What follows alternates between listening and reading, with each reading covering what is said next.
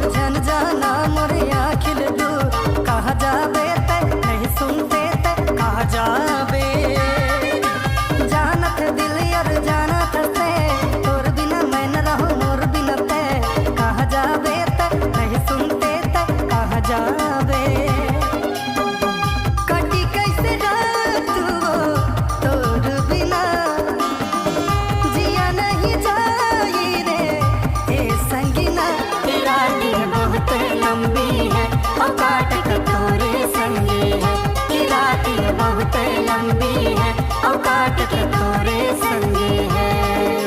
ले भैया हमको।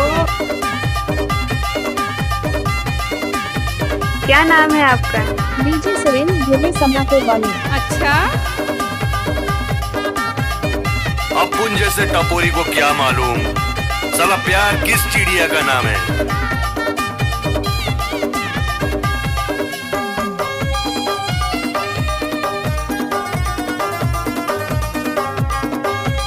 हमारी झलक सबसे अलग।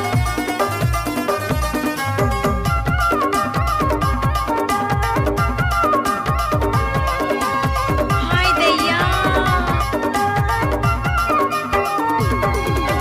चमकते बदरी के तारा कहा तेरे सजना, कहीं मोर सुख दुख के साथ मान ले सजना। चमकते बदरी के तारा कहा तेरे सजना, कहीं मोर सुख दुख के साथ मान ले सजना। तोर बिना मोर हो ही ना गुजारा, छोड़ के न जाना राजा तही मोर सहारा। कटी कैसे रात वो तोर बिना जिया नहीं जाई रे। ए संगीना रानी बहुत लंबी है और काट के थोड़े संगे है। रानी बहुत लंबी है और काट के थोड़े संगे है। कैसे कर धस रे, कैसे कर धस रे।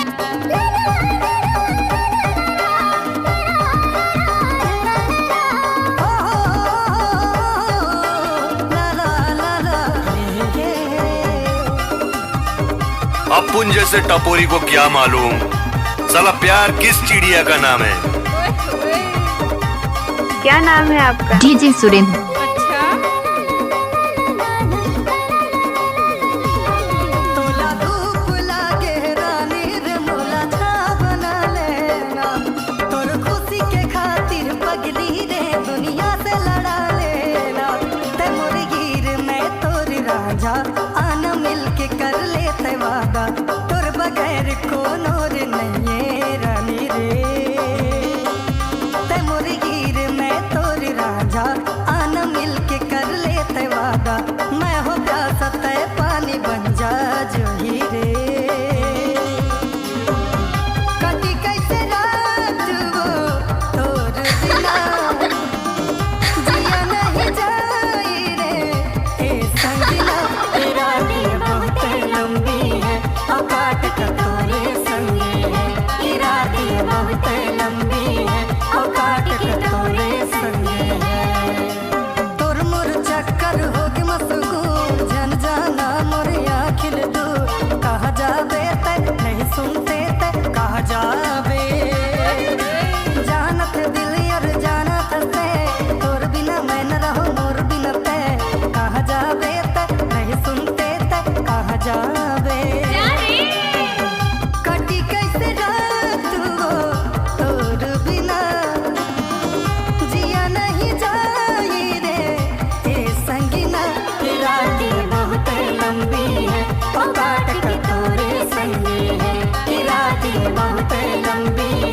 क्या नाम है आपका? डीजे सुरेंद्र धोले समनापुर।